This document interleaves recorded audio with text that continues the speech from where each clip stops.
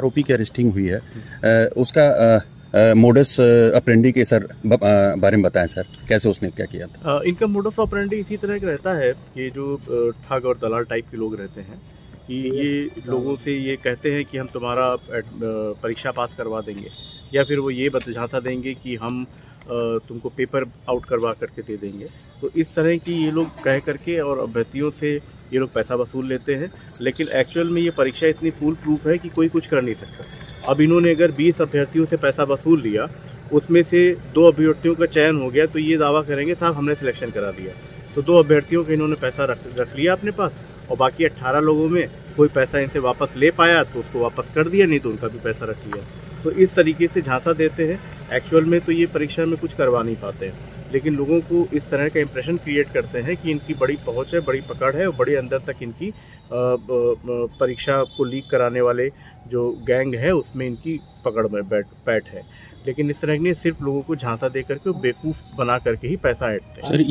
Sir ये जो अभ्यर्थी थे, ये सिर्फ बलिया के ही रहने वाले थे कि और जिलों के रहने वाले थे जिससे इसका कॉन्टैक्ट? एक्चुअली बलिया में हमारे यहाँ जो सेंटर्स हैं उसमें सिर्फ जो 76,000 करीब अभ्यर्थी हैं वो बलिया के ही हैं। वो यहाँ पर कोई भी बाहर जनपद का या बिहार का कोई भी अभ्यर्थी का सेंटर बलिया में नहीं पड़ा है। जिन्होंने सर 8 लोगों ने जिन्होंने पैसा दिया था जालसाज को, वो लोग कहाँ के अभ्यर्थी हैं? उसमें कई सारे अभ्यर्थी हैं। वो उनका जो छानबीन चल रही है वो बलिया के हैं, कुछ गैर जनपदों के भी हैं।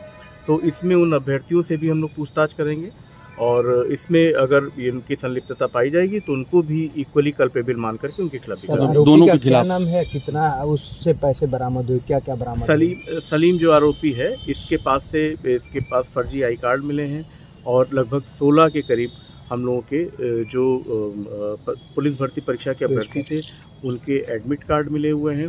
फिर इसके पास के बैंक में इसके जो ट्रांजैक्शन हुआ है, धनराशि उन अभ्यर्थियों द्वारा भेजा गया है जो पैसा, उसकी डिटेल हम लोगों को मिली है। कुछ कैश भी इसके पास से मिला है। तो काफ़ी सारी बरामदगी हुई है। ये अपना बिजनेस चलाता है, और जब पूछताछ की गई तो उसमें ये निकल कर के आया है कि जो पैसा लाता है उसको ये अपने बिजनेस में इन्वेस्ट कर देता है ये।